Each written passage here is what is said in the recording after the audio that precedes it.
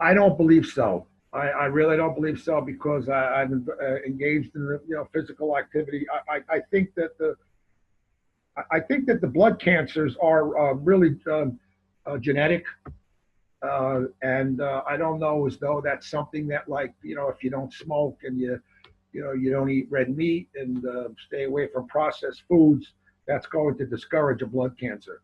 I think a blood cancer is probably in your genes, and comes from some mutation, and that's it. Period.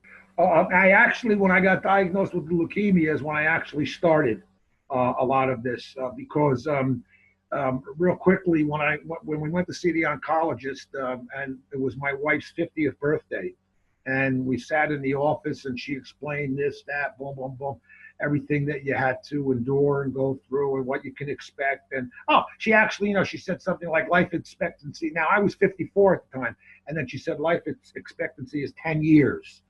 So, and then she opened up a book with colored photographs of what the mutated, what the bone marrow looked like. And we had bone marrow biopsies. We had that. Anyway, I remember when we walked out of the office, my wife was in the parking lot and she gave me a big hug and started crying. And she said, "What are we doing? Why don't we just toss everything in and go down in the Caribbean on a boat and paint seashells and sell T-shirts to the tourists?" So anyway, so because of that, and then because of me reading and all of this stuff, then I thought, so that's when I really started to go back to where I sort of like was in the 60s and early 70s, where I indulged in more meditation, became spiritual, and you know, and who else, was scared, but you just begin to take a day at a time with everything.